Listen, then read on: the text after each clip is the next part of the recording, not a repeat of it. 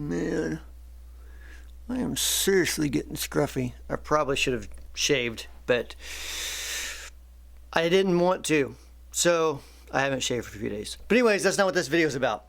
I actually found on YouTube several days ago, before I went to Nashville the other day, this weekend, I found some videos of Anthony from Texas Blues Alley stacking tube screamers, and he kind of does it a totally unique way than I would ever do it, but I thought it's still really interesting, and I think you guys will like it.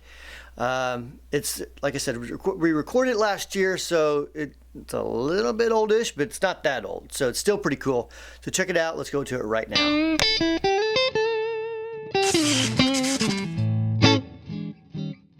Hey everybody, this is Anthony Stauffer. I'm the owner of Texas Blues Alley. Usually I'm teaching lessons and doing gear videos at Texas Blues Alley, but I'm a friend of Brian's here at Wampler Pedals, and finally had a chance to come out and visit their shop. So while I'm here, we've got the cameras rolling, the lights on, and I'm going to do a few videos for you. In this video, I'm going to talk about stacking tube screamers. Now, you've probably heard Max on the Chasing Tone podcast talk about this, and on my trip out here, I discovered that even though he and I have some similar influences, the way that we stack tube screamers, we actually do it kind of in reverse from each other. So what I'm going to be talking about is the way I've always done it. When I first started using this technique, it was because I wanted to sound like Stevie Ray, and that's, you know, everybody knows that he used 2 tube screamers. So what I'm going to be describing is very much oriented in that, for that goal.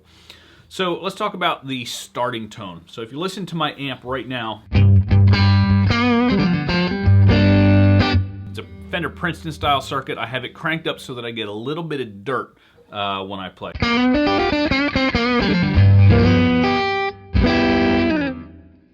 So first thing, when you're going to be stacking any 2 pedals, if they're pedals that can produce distortion or overdrive your signal, in general, the best approach is to try and minimize the amount of distortion that you're feeding into a distortion pedal.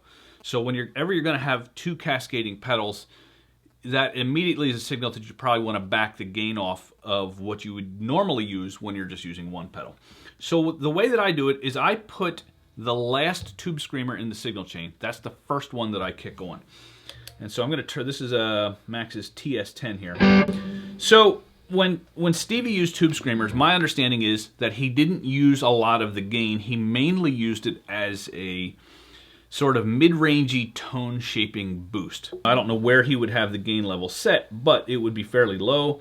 The tone knob, I've heard that he had that set all the way up. I find that a little bit hard to believe because it can get obscenely bright.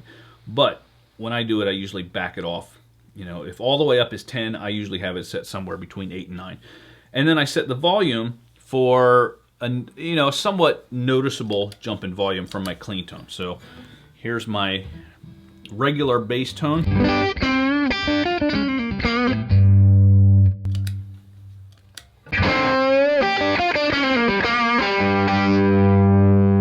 So if you listen to the treble content, this versus this, the overall brightness level sounds pretty similar, so I would actually take my tone and boost it a little bit further. So that when I kick on the pedal, the tone gets noticeably brighter and a little bit louder, and then you mix in just amount of the gain.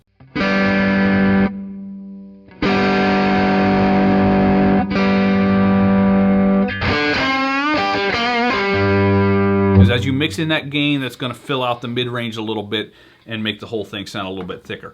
So that would be my first level of boost.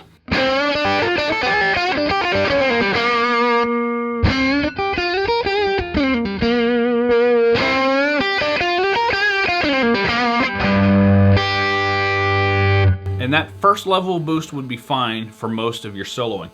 Now what I use the second tube screamer for is to, which is actually the first one in the signal chain, I use that to push the second one, almost as if you'd be pushing a tube amp with a boost pedal.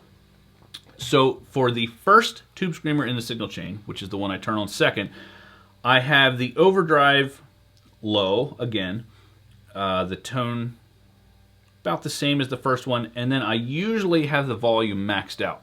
The reason for this is The second tube screamer, which is the one I engage first, is already clipping, which means that no matter how hard you hit the front end of that with another pedal, you're not going to get a huge jump in volume because it is kind of acting as a dampener. It's already clipping the circuit. It can't push it to put out more volume. It can only saturate it more by feeding it with a high signal. So when I kick on the first one here,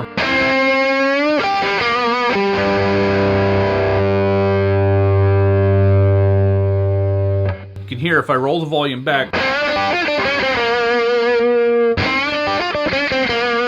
even with the volume back at half, you still get a slightly more nasal, more pointed tone, which is the whole reason that I do this in the first place. So I kick the volume all the way up. Tone, I set it so that the brightness stays about the same, and I add in just a bit more overdrive.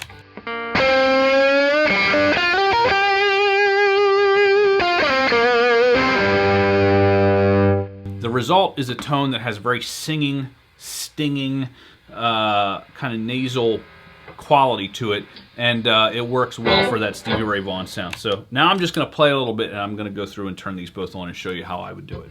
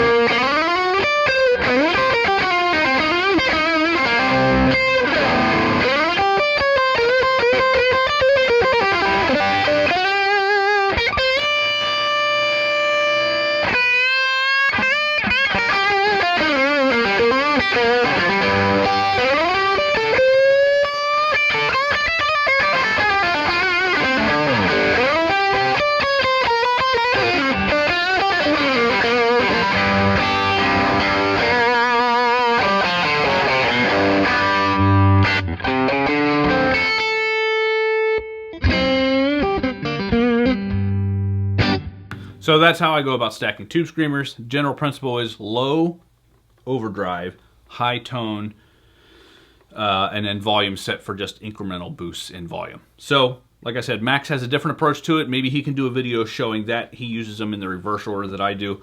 But if you like Stevie Ray and you have two tube screamers, that's how I would go about setting them to get that tone. Thanks for watching.